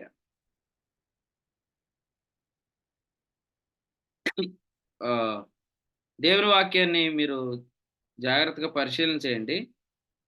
తెస్సలోనికీయులకు రాసిన మొదటి పత్రిక 5వ అధ్యాయము వచనం 8 చూడండి. వచనం 8. మనము ఒకటి వారమై ఉన్నాము గనుక మత్తులమై ఉండక విశ్వాస ప్రేమలను కవచము, రక్షణ నిరీక్షణ శిరస్త్రాణమును ధరించుకుందాము. చూడండి ఇక్కడ ఏముందంటే విశ్వాస ప్రేమలను కవచం. తెస్సలోనికీయులకు రాసిన మొదటి పత్రిక 5వ అధ్యాయం 8వ వచనం. విశ్వాస ప్రేమలను కవచం. సో ఈ కవచము తిమోతి పత్రికలు ఏమని రాశాడు, లేదా ఎఫెసీ పత్రికలు ఏమని రాశాడు, నీతి అను మైమరు అని రాశాడు కదా. సేమ్ దానికి దీనికి లింక్ ఉంది. ఎలా ఉందో ఎవరైనా అడిగితే నేను చెప్తాను, మీకోసం చెప్తానేనండి. ఇప్పుడు మంచి మనస్సాక్షి ఉంటేనే విశ్వాస మర్మం గైకొనగలం. తిమోతి మొదటి పత్రిక 3:9. మంచి మనస్సాక్షి విశ్వాసాన్ని గైకొనగలం. విశ్వాసాన్ని గైకుంటేనే మనలో ప్రేమ ఉంటుంది. అందుకనే తెస్సలోనిక పత్రికలో దీన్ని ఏమని రాశాడంటే విశ్వాస ప్రేమలను కవచం అన్నాడు. చూడండి, దోషారోపణ అంటే దేవుని ఎదుట మన మీద దోషారోపణ ఉంది అని మీరు అనుకుంటే మీకు బ్రెస్ట్ ప్లేట్ ఉండదు. బ్రెస్ట్ ప్లేట్ ఉండకపోతే మీ మీద అటాక్ జరిగింది. రెండవది రక్షణ నిరీక్షణ శిరస్త్రాణం అన్నాడు కదా. ఇప్పుడు రక్షణ అనేది ఏ రక్షణ? ఇది వినండి. రక్షణ అనేది ఏ రక్షణ అంటే సంభవించబోయే రక్షణ. యేసు ప్రభు వస్తే నేను ఆయనతో ఉంటాను అనే నమ్మకం కూడా కొంతమందికి లేదు. అంటే వాళ్ళు దేన్ని డౌట్ పడుతున్నారు? ర్యాప్చర్ని డౌట్ పడుతున్నారు. ఎందుకంటే నేను దేవుని ఎదుట నీతిమంతుడు కాదు అనుకుంటున్నారు. సో వాళ్ళ గురించి ఏం రాశాడు? వచనం 10 చూడండి. మనం మేలుకొని ఉన్నాను, నిద్రపోచున్నాను, తనతో కూడా జీవిస్తాం, ఆయన మన కొరకు మృతి పొందాడు. కాబట్టి మనం ఈ 2 నమ్ముతున్నాం. నెంబర్ 1, ఇప్పుడు ఆయన ఎదుట మన స్థితిని నమ్ముతున్నా, ఫ్యూచర్లో మనకి ఏం జరగబోతుందో కూడా నమ్ముతున్నా. ఈ ఉదయకాలం ఒక పాయింట్ చెప్తాను, గుర్తుపెట్టుకోండి. ప్రజెంట్ నీ పొజిషన్ దేవుని ఎదుట నువ్వు నమ్మితే నీకేం జరగబోతుందో కూడా నువ్వు నమ్ముతావు. అంటే నీకు బ్రెస్ట్ ప్లేట్ ఉంటే ఆటోమేటిక్గా హెల్మెట్ ఉంటుంది. నీ బ్రెస్ట్ ప్లేట్ లేకపోతే ఆటోమేటిక్ హెల్మెట్ కూడా ఉండదు. మత్తులుగా ఉండే వాళ్ళకి 2 ఉండవు. సో వాళ్ళు ఎత్తబడతారా? మత్తులుగా ఉండే వాళ్ళకి బ్రెస్ట్ ప్లేట్ ఉండదు, హెల్మెట్ ఉండదు. వాళ్ళు ప్రభు వచ్చినప్పుడు ఎత్తబడతారా? ఎత్తబడతారు. ఈ లోకంలో ఉండగా కాపాడబడతారా? కాపాడబడరు. అది. సో మత్తుడికి మెలుగు ఉండేవాడికి తేడా ఇదే. మత్తుడు ప్రభు వచ్చినప్పుడు ఎత్తబడతాడు, మెలుగు కొన్నవాడు ప్రభు వచ్చినప్పుడు ఎత్తబడతాడు. కాకపోతే మత్తుడు ఈ లోకంలో అటాక్స్కి దొరికిపోతాడు, కానీ మెలుగు కొన్నవాడిని ఎవడు అటాక్ చేయలేడు. సంసోన్ మత్తుగా ఉన్నాడు కాబట్టే కదా ఫిలిస్తీన్లు అటాక్ చేశారు. మెలకుగుంటే అటాక్ చేస్తారా? నేనేమంటానంటే మీ మీదకి అటాక్స్ రాకూడదు. ఎందుకు అటాక్ చేయబడాలి? ఎందుకు నువ్వేమైనా తప్పు చేసావా? అలాగ అడగట్లే నేను. నువ్వేమైనా తప్పుడోడివా? యు ఆర్ పెర్ఫెక్ట్ కదా! ప్రభు నిన్ను క్రీస్తునందు సంపూర్ణుడిగా చేశాడు. హెబ్రీ 10:14. ఎలాగూ? ఇప్పుడు ఇంకో మాట అంటాను. నేనేదైనా తప్పు చేశానా అని మీరు అడుగుతున్నారు కదా! మీరు చేసిన మంచి యేసు ప్రభు చేసిన మంచి కంటే గొప్పదేం కాదు. అందుకనే మీరిలా కూడా అడగొచ్చు. అసలు యేసుక్రీస్తు అంత గొప్ప పుణ్యకార్యం చేస్తే నా మీద అటాక్ జరగటం ఏంటండి అని అడగాల. ఒక్క అర్పణ చేత ఈయన పరిశుద్ధ పరచబడి వారిని సదాకాలం నాకు సంపూర్ణులుగా చేశాడు. అంటే ఎంత పెర్ఫెక్ట్‌గా మనం దేవుని ఎదుట ఉన్నాం. మన మీద అటాక్ జరగటం ఏంటి? అసలు నువ్వు అలా ప్రార్థన చేసి ఉంటే మేబీ నీకు అది జరిగేది కాదు. నేను చెప్తున్నాను ఇప్పుడు. నువ్వు నమ్ము. నువ్వు అలా ప్రార్థన చేసి ఉంటే మేబీ ఇది నీకు అయ్యేది కాదు. అయినా ఇప్పటికి మించిపోయింది ఏది లేదు. ఇప్పుడు నువ్వు అలా ప్రార్థన చేయి. ఇంక మించిపోయింది లేదంటారేంటండి? ఏ దేవుని వాక్యంలో లేదా? పోగొట్టుకొనిన సంవత్సరముల పంట నేను మరల ఇస్తానని లేదా? యోవేలు గ్రంథము 2వ అధ్యాయంలో. కాబట్టి జరిగిన దానికి కూడా న్యాయం చేస్తాడు దేవుడు. మొదటి నిబంధన కాలంలో జరిగిన అపరాధములకు కూడా విమోచన ఉందన్నాడు కదా! హెబ్రీ పత్రిక 9:15 చదవండి. మొదటి నిబంధన కాలంలో జరిగిన అపరాధాలకు కూడా విమోచన ఉంది. అంటే అర్థం ఏందంటే జరిగిపోయిన వాటికి కూడా న్యాయం చేస్తాడు ప్రభువు. ఇప్పుడు రేపొద్దున 5 సంవత్సరాలు గవర్నమెంట్ అయిపోతుంది. ఇంకొక 5 సంవత్సరాలు కొత్త గవర్నమెంట్ వచ్చిందనుకోండి. వేరే ఆయన వచ్చాడనుకోండి. మాకు మొన్న స్థలం రాలేదండి, ఇల్లు రాలేదండి అని ఎళ్లారనుకోండి. కొత్త గవర్నమెంట్ వాళ్ళు ఏమంటారు? అమ్మా వాటి గురించి మమ్మల్ని అడగకు. ఆ గవర్నమెంట్ వాళ్ళు ఏం చేశారో మాకు తెలీదంటారు. కానీ ప్రభువు అలా అనడు. అప్పుడేం జరిగిందో నన్ను అడక్కో, మొన్న ఏం జరిగిందో నాకు చెప్పకు అని ప్రభువు అంటావు. ఎందుకంటే నువ్వు విశ్వాసం ఉంచినప్పటి నుండి నీ స్థితి దేవుని ఎదుట సేమ్ కాబట్టి, అప్పుడు నీకు తెలీదు కాబట్టి అలా ప్రార్థన చేశావు. కానీ ఇప్పుడు తెలుసు కాబట్టి నువ్వు ఇలా ప్రార్థన చేయాలి. సో, అందుకనే ఇక్కడ మీరు చూడండి యోనాతానుకి మన ప్రభు అయిన యేసుక్రీస్తు విజ్ఞాపనకు ఒక డిఫరెన్స్, దావీదు ప్రార్థనకి మన ప్రార్థనకి ఉన్న డిఫరెన్స్ మనం అర్థం చేసుకోవాలి. దావీదు ఏమన్నాడు? నేను చేసిన దోషం ఏంటి? యోనాతాన్ ఏమన్నాడు? దావీదు చేసిన దోషం ఏంటి? కానీ ఈరోజు మన ప్రేయర్ ఏంటి? అసలు నేను దోషినా అని ప్రార్థన చేస్తాం. ప్రభు చేసే విజ్ఞాపన ఏంటి? అతడు దోషా అని విజ్ఞాపనం చేస్తాడు. ఇంకో మాట చెప్తాను, దయచేసి వినాల. వాక్యం మీరు జాగ్రత్తగా వింటేనే మీకు మేలు. ఇది అందరి మేలు కొరకు వస్తున్న వర్తమానం. ఎవరు మిస్ అయితే వాళ్ళు మిస్ అవనివ్వండి, మీరు మాత్రం మిస్ అయ్యకండి. నేను చెప్తానండి. ఇక్కడ దావీదు కొరకు యోనాతాను ఏమైనా చేశాడంటే కేవలం విజ్ఞాపనం చేస్తున్నాడు. అది కూడా దావీదు పెర్ఫెక్షన్ బట్టి చేస్తున్నాడు. కానీ ప్రభు అయిన యేసుక్రీస్తు మన కొరకు విజ్ఞాపనం చేస్తున్నప్పుడు మన పెర్ఫెక్షన్ బట్టి చేయట్లేదు, ఆయనే మన పెర్ఫెక్షన్గా చేస్తున్నాడు. అది తేడా. సో అంటే యోనాతాను సౌలుతో మాట్లాడుతున్నప్పుడు దావీదు ఏం నేరం చేశాడు అని అడుగుతున్నాడు. అంటే దావీదు పెర్ఫెక్షన్ మీద యోనాతాను డిపెండ్ అయి ఉన్నాడు. ఒకవేళ ఇన్ కేస్ దావీదు ఏదైనా రాంగ్ చేస్తే యోనాతాను విజ్ఞాపన చేయగలడా? వెంటనే యోనాతాను విజ్ఞాపన ఆపుతాడు. ఏమంటాడు? దావీదు దగ్గరికి వచ్చి, మా నాన్నతో ఏదో మాట్లాడుతున్నాను కదా, ఈలోగా నువ్వు ఎందుకు ఇలా చేసావు? ఇలా చేసి ఉండకపోతే నేను విజ్ఞాపన కంటిన్యూ చేద్దాను, కానీ నువ్వు ఇలా చేసావు కాబట్టి నేను ఇంకేం చేయలేను అంటాడు. కానీ ఈరోజు మనం అలా భయపడాల్సిన అవసరం లేదు. ఎందుకంటే యేసుక్రీస్తు ప్రభు ఇప్పుడు దేవుని దగ్గరికి వెళ్ళింది మన వర్క్స్తో కాదు, తన స్వరక్తంతో వెళ్ళాడు. అంటే ఈ భూమి మీద ఒకవేళ మనం ఈ రాత్రికి రాత్రి లేకపోతే నిన్నటికి నిన్న కృతజ్ఞత లేకుండా దేవుని విషయంలో ఏదైనా చేయకూడదని చేసినా కూడా, అమ్మో యేసు ప్రభు నా పక్షంగా ఇక మాట్లాడడానికి ఏమీ లేదు, ఆయన కూడా నేను నోరు మూయించేశాను, ఇంకా దేవునితో ఆయన ఏం చెప్పడానికి లేదు అని మీరు అనుకోవద్దు. ఇప్పుడు కూడా మీరేం నమ్మాలంటే యేసు ప్రభు యొక్క రక్తమును బట్టి పరలోకంలో దేవుడు నన్ను అంగీకరిస్తున్నాడని నమ్మాలి. తద్వారా ఏదైనా కృతజ్ఞత లేకుండా మీరు చేస్తున్నట్లయితే దాని నుంచి మీరు బయటకు వస్తారు. లేదంటే మీరు బయటకు రాలేరు. అదే కంటిన్యూస్గా చేస్తారన్నమాట. కాబట్టి యోనాతాను దావీదు కొరకు ప్రాణం పెట్టి, యోనాతాను దావీదు నీతిగా సౌలు ఎదుట కనపడట్లే. కానీ యేసుక్రీస్తు ప్రభు మన కొరకు ప్రాణం పెట్టి మన నీతిగా పరలోకంలో కనిపిస్తున్నాడు. కాబట్టి ఇన్ కేస్ ఒకవేళ అమ్మా వింటున్నారా?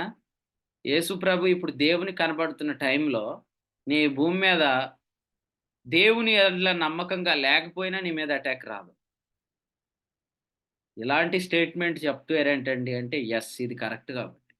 అది నువ్వు నమ్మితే అసలు నువ్వు ఏదైతే అపనమ్మకంగా ఉంటున్నావు ఆ విషయంలోంచి కూడా నువ్వు బయటకు వస్తావు. ఎందుకంటే అది వాస్తవం, అది సత్యం కాబట్టి అది నిన్ను స్వతంత్రునిగా చేసింది. భ్రమలో బ్రతకొద్దు. మధు బ్రదర్ నేను చెప్పింది అర్థమైంది మీకు?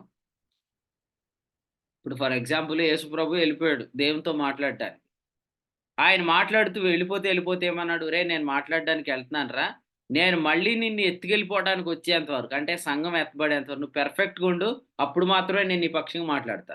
నువ్వు కానీ ఇక్కడ చేయకూడదు ఏదైనా చేసావనుకో అక్కడ నువ్వు నా నోరు మూసేసినోడు అయిపోతావు అని వెళ్ళాడా? అలా మీరు అనుకుంటున్నారా? అలా అనుకునే వాళ్ళు ఉన్నారా? ఉన్నారండి. ఉన్నారు. ఉన్నారా? అలా అనుకునే వాళ్ళు ఉన్నారు. ఇప్పుడు నేను ఇలా అడుగుతాను, నేను పెర్ఫెక్ట్గా ఉంటే ఆయన నా పెర్ఫెక్షన్ గురించి చెప్పడానికి వెళ్తాకి ఆయన ఇంక నా కొరకు ఏం చేయలేదా?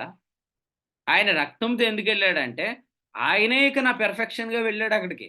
అందుకనే పరలోకంలో యేసుక్రీస్తున్నాడు, విజ్ఞాపనం చేస్తున్నాడు, ఇదిగో నువ్వు పెర్ఫెక్ట్గా ఉంటేనే యేసు ప్రభు నీ పక్షంగా వాదిస్తాడు, నువ్వు కానీ తప్పేవా లైను ఆయనకి నీ గురించి మాట్లాడటం, నువ్వు తప్పేవా నీలో ఉన్న దేవుని ఆత్మ కూడా నిన్ను విడిచిపెట్టి వెళ్ళిపోతాడు అనే భ్రమంలో బ్రతకండి. అసలు ఆ భ్రమ వల్లే మీరు చాలా లైన్ తప్పుతున్నారు. ఇంకో విషయం ఏంటంటే మీరు లైన్ తప్పుతున్నారు. లైన్ తప్పి కూడా మీరు ఏమనుకుంటున్నారంటే నేను లైన్ ఏం తప్పలేదు అనుకుంటున్నారు. లైన్ తప్పటం అంటే పెద్ద పాపం చేయటం కాదు, పాపెచ్చలు కూడా లైన్ తప్పటమే, దురాశలు కూడా లైన్ తప్పటమే. అసలు మీరు వీటిలో ఎందుకు లైన్ తప్పుతున్నారు? ఎందుకంటే మీ ఆలోచనలు ఏంటంటే నేను పెర్ఫెక్ట్గా ఉన్నంత వరకే యేసు ప్రభు నన్ను గురించి పరలోకంలో సాక్ష్యం ఇస్తాడు, నేను ఒకవేళ ఎక్కడైనా కరెక్ట్గా లేకపోతే ఇక నా గురించి పరలోకంలో ఉత్తరవాది పనిచేయడు, నాలో ఉన్న ఉత్తరవాది పరిశుద్ధాత్ముడు పనిచేయడు అనుకోండి.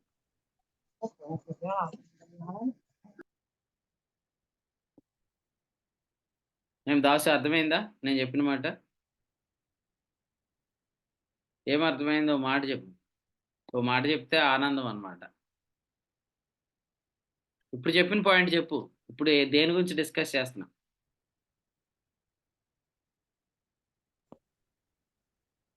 నేను చేసే క్రియలను బట్టి నేను దోషిని అనే మనస్సాక్షి కలిగి ఉండడం ద్వారా అదే మనకు ప్రమాదాలు జరుగుతాయని. రైట్, వెరీ గుడ్, అది కరెక్టే.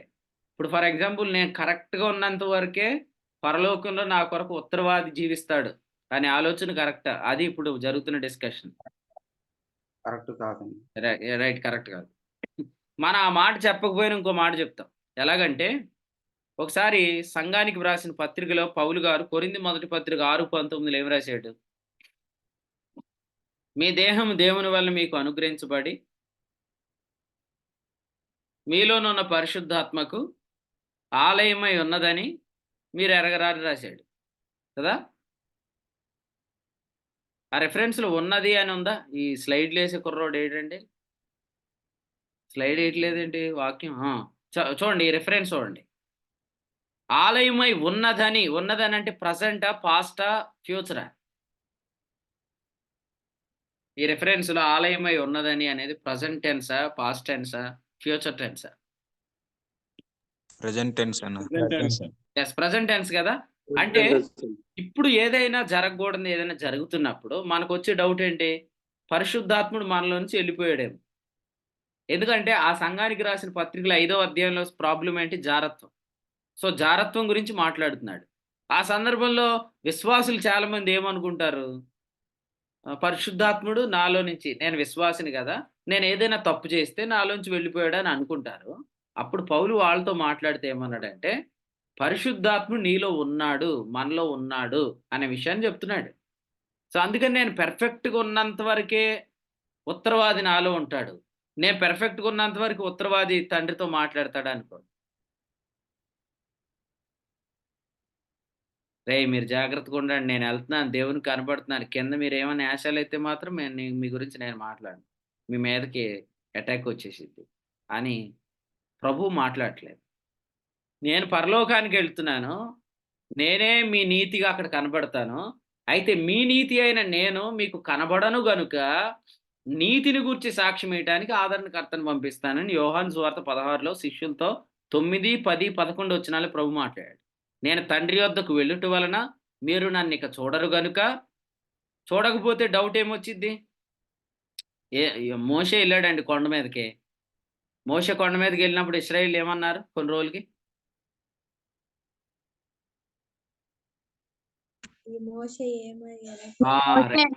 అయ్యాడు మాకు తెలియదు. నాగిని గారు దేవునికి స్తోత్రం, అద్భుతంగా చెప్పారు. ఈ మోషే ఏమయ్యాడు? సేమ్ అలాగే యేసు ప్రభు ఇప్పుడు పరలోకానికి వెళ్ళిపోయాడు. మా నీతి ఏమైపోయింది? పోయింది అనుకుంటారు. మీ నీతి పోలేదురా బాబు అని మీకు గుర్తు చేయడానికి ఆయన ఆదరణకర్తను పంపించాడు. ఆ రోజేమో అహరోను నుండి పోగులన్నీ పట్టుకొచ్చేయండి, దూడ చేసేద్దామని చెప్పించాడు.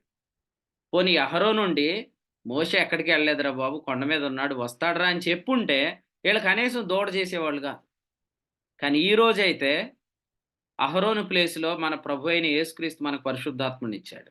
ఈ ఆదరణకర్త ఏం చెప్తున్నాడంటే, మీ నీతి ఎక్కడికే పోలేదు, తండ్రి వద్దే ఉన్నాడు, మీ గురించి సాక్ష్యం ఇస్తున్నాడు అని ఈయన మనతో మాట్లాడుతున్నాడు. ఇప్పుడు జోఫరు, బిల్దద్, ఎలీఫజ్ వచ్చారనుకోండి, వాళ్ళు బయట నుంచి మాట్లాడుతున్న స్నేహితులు, కానీ మన లోపల ఆదరణకర్త ఉన్నాడు. ఆయన ఏం చెప్తున్నాడేనండి, బయట వాళ్ళు మాట్లాడుతున్నాయి పెద్ద పట్టించుకోకండి.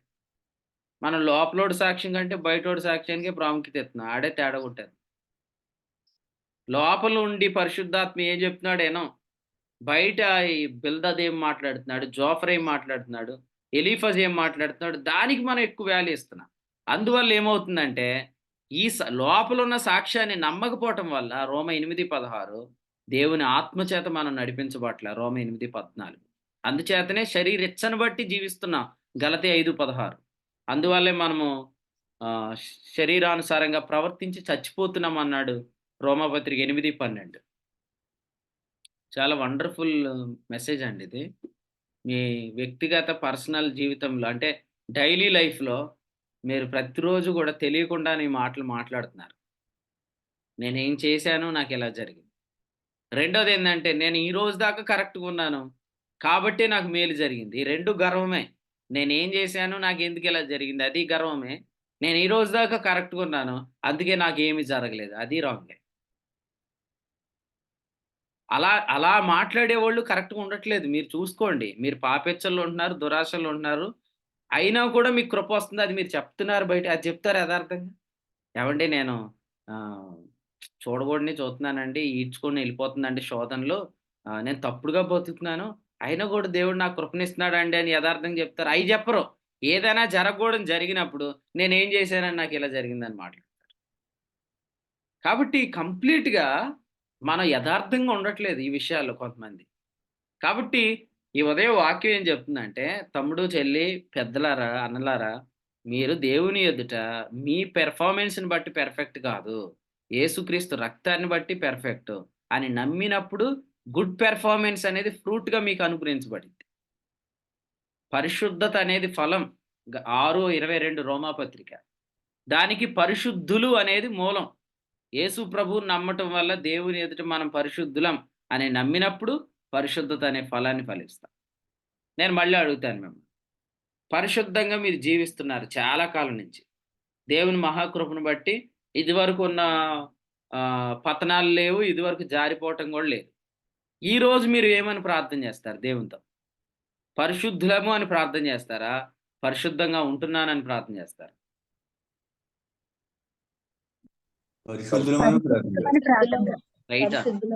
Right answer. God bless you everyone.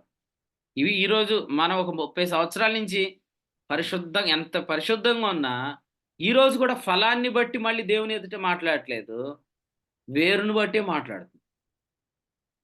అలాగని చెప్పి ఎక్కడో ఆ పరిశుద్ధత అనే ఫలంలో కూడా లోటు ఉందనా? లేదు. దేవుని కృపను బట్టి నేను చాలా పర్ఫెక్ట్గా ఉన్నాను. అయినా కూడా నా ఫౌండేషన్ పరిశుద్ధత అనే ఫలం కాదు, పరిశుద్ధుడు అనే వేరు. సో నా రూట్ని బట్టే నేను దేవుని ఎదుట మాట్లాడుతున్నాను.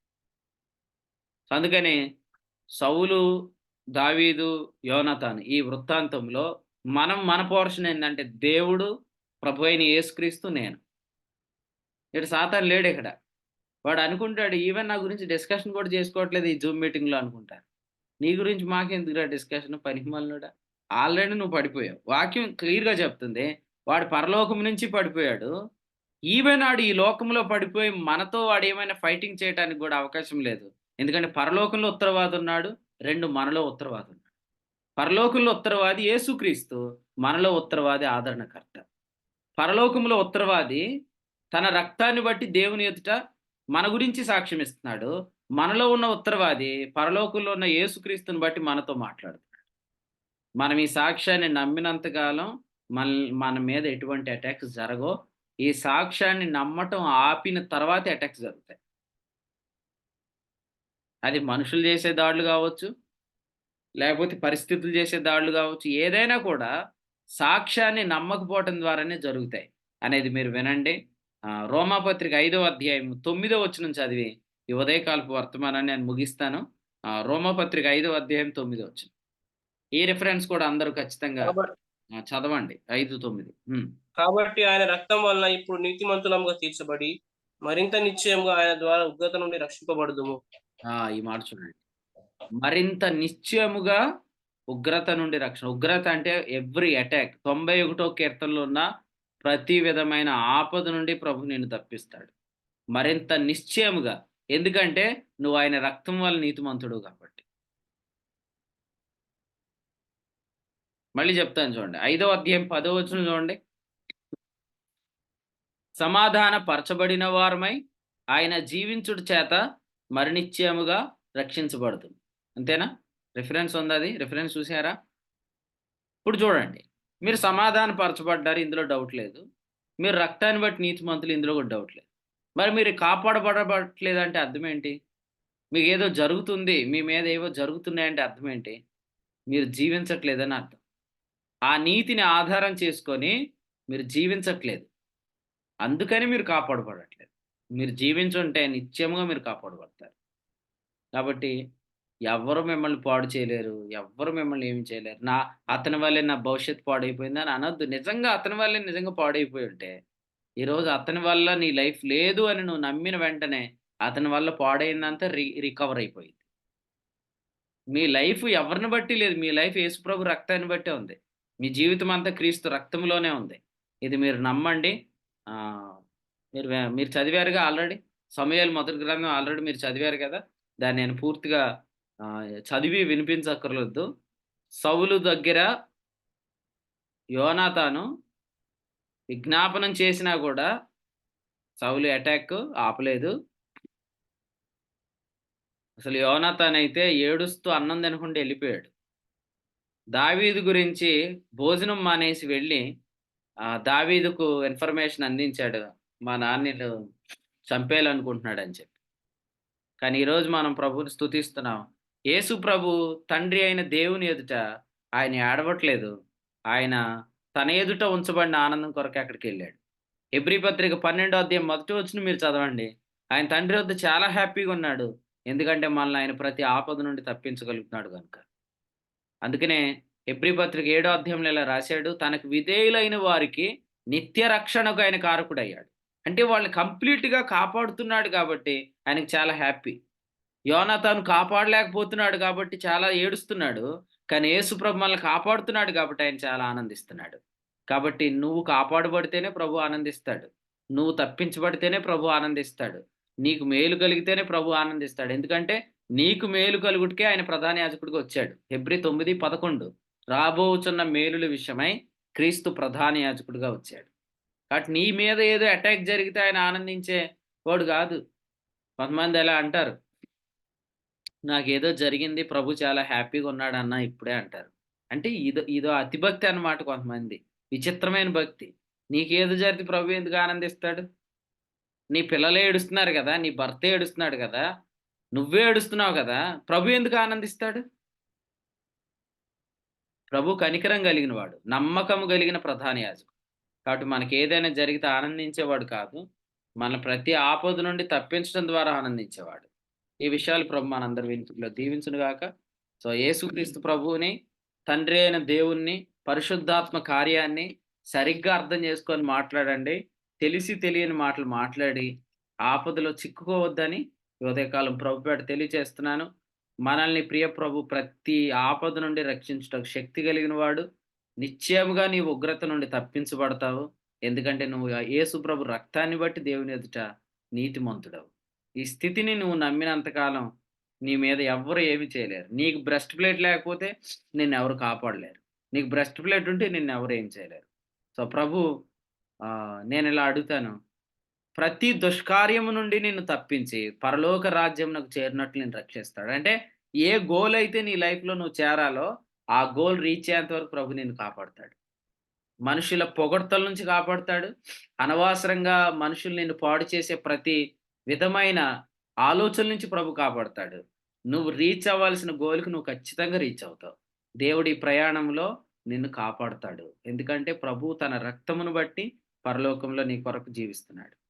ఈ తలంపులు ప్రభు మనందరి వెనుకల్లో దీవించుగాక. ఆమేన్.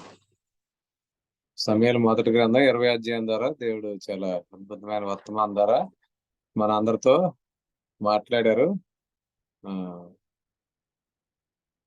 సౌలు, దావీదు, యోనాతాను వారి ముగ్గురు మధ్య ఉన్న ఉదంతాన్ని మనతో ప్రస్తావిస్తూ మనకి దేవునికి అలాగే యేసు ప్రభు గారికి మధ్యన ఉన్నటువంటి ఆ యొక్క స్థితిని నమ్మనంతసేపు మనం ఏ విధంగా దేవుని వద్ద నుంచి కాపుదలు పొందలేమన్న విషయాన్ని మనకి ఈ రోజున వర్తమానం ద్వారా దేవుని సేవకులను వాడుకుని దేవుడు మనకి అందించారు. మనలో ఉన్నటువంటి పరిశుద్ధాత్మ యొక్క సాక్ష్యాన్ని అలాగే మన కొరకు విజ్ఞాపన చేస్తున్నటువంటి ప్రధాన యాజకుడైనటువంటి యేసుక్రీస్తు ప్రభు వారి సాక్ష్యాన్ని నమ్మాలి. ఆయన రక్తం వల్ల మనకు కలిగినటువంటి స్థితిని నమ్మితే మనం ప్రతి స్థితి ఆపద నుంచి మనం కాపాడబడతామని, ఎవరైతే నమ్మరో వారు కాపాడబడలేరు అన్న విషయాన్ని జ్ఞాపకం చేశారు. ఎందుకంటే అది మన పెర్ఫెక్షన్ వల్ల కలిగింది కాదు. అది కేవలం యేసుక్రీస్తు ప్రభు వారి యొక్క వల్ల చేసినటువంటి పుణ్యకార్యం వల్లే మనకు ఆ స్థితి కలిగింది. కాబట్టి ఎవరైతే నమ్ముతారో ఎవరైతే వారు మాత్రమే కాపాడబడతారు అన్న విషయాన్ని వర్తమాన ధర్మం నేర్చుకున్నాం. కాబట్టి ఈ ఆడియో పంపించబడుతుంది కాబట్టి ఇంకా చాలా విషయాలు ఈ యొక్క వర్తమాన ధర దేవుని సేవకులు వాడుకుని పరిశుద్ధాత్మ సాయంతో మనకు తెలియజేశారు. ఈ ఆడియో పొందుకుని మరొకసారి వినాలని మీకు అందరికీ తెలియజేస్తున్నా. ఈ సమయంలో ముగింపు ప్రార్థన దేవుని సేవకులు సత్యప్రసాద్ గారు చేస్తారు. వారు ముగింపు ప్రార్థనతో కూడికను ముగింపు చేసుకుందాం. ఈ కూడికలో ఆ విధాలుగా పరిచయలో సహకరించిన ప్రియులందరూ కూడా వందనాలు తెలియజేస్తున్నాను. కూడికలో ఉన్న ప్రియులకు అలాగే వర్తమానం అందించిన దేవుని సేవకులకు కూడా ప్రభునామములో వందనాలు తెలియజేస్తున్నాను. సత్యప్రసాద్ గారు ప్రార్థన చేస్తారు. వందనాలండి. వందనాలన్న. ప్రార్థన చేసుకుందాం. మహాపరిశుద్ధుడా, మహోన్నతుడా, ప్రేమ నమ్మకము కలిగిన మా తండ్రి, కృపాసత్య సంపూర్ణుడా, నీ స్తోత్రాలు అయ్యా. మరొకసారి మీరు మమ్మల్ని ప్రేమించి మీ ప్రేమను ప్రభువా వర్తమానం ద్వారా మీరు రుజువుపరిచిన విధానమును బట్టి మీకు స్తోత్రాలు చెల్లిస్తున్నాము తండ్రి. సమూయేలు మొదటి గ్రంథం 20 అధ్యాయంలో నుండి ప్రభు ఈ ఉదయకాల సమయంలో నాతో మా అందరితో మీరు మాట్లాడి మా హృదయాలను ప్రభువా మరింత ఆదరించి ధైర్యపరిచి మమ్మల్ని ముందుకు నడిపించిన విధానమును బట్టి మీకు స్తోత్రములు తండ్రి. యోనాతాను, దావీదు, సౌలు. దావీదు పక్షమున నాయన ఉన్న యోనాతాను ఎట్టి విధముగా ఆలోచిస్తున్నాడో, దావీదు ఎట్టి విధముగా ఆలోచిస్తున్నాడో, ఈరోజు మా పక్షమున మా ప్రభు ఏమై ఉన్నాడో, మా ఆలోచన ఏమై ఉన్నదో, ఈ రెండింటికి వ్యత్యాసాన్ని నాయన ఈ ఉదయకాల సమయంలో మీరు మాతో మాట్లాడిన విధానమును బట్టి స్తోత్రాలు. మా పక్షమున ప్రభు ఉండగా మాకు విరోధి ఎవడు?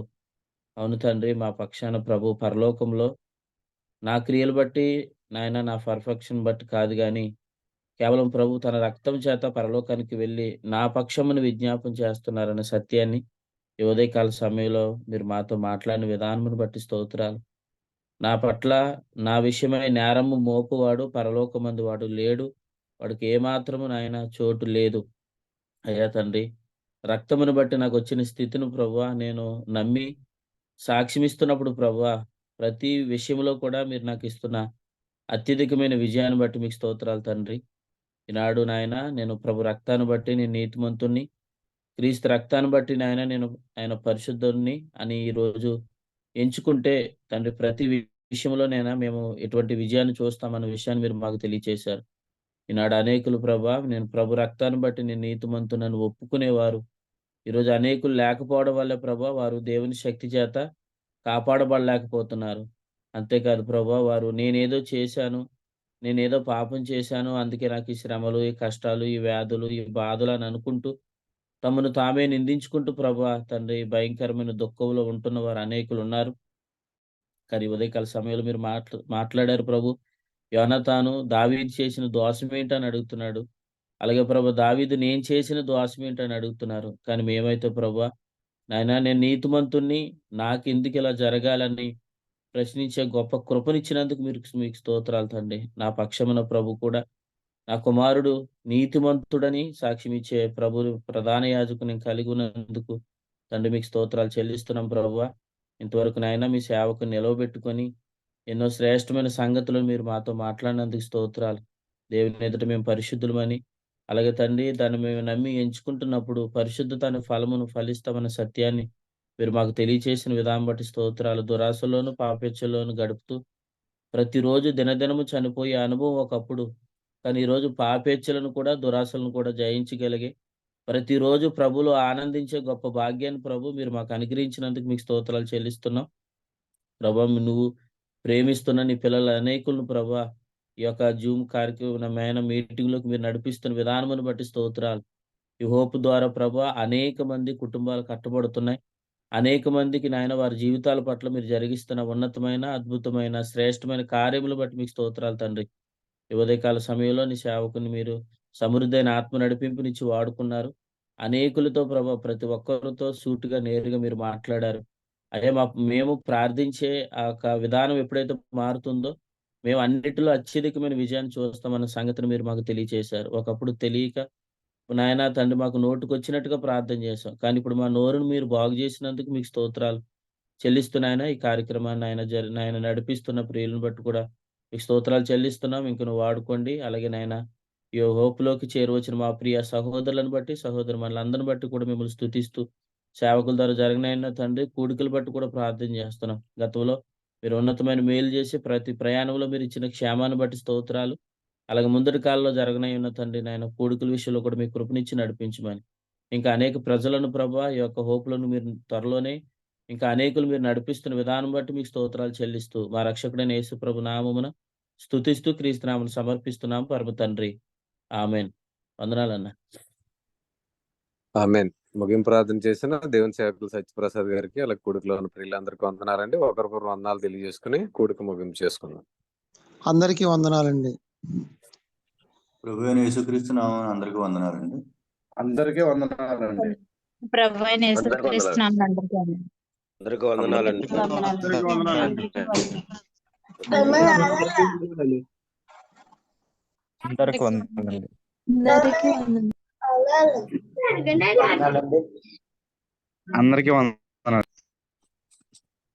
అందరికీ వందనాలు. అందరికీ వందనాలండి.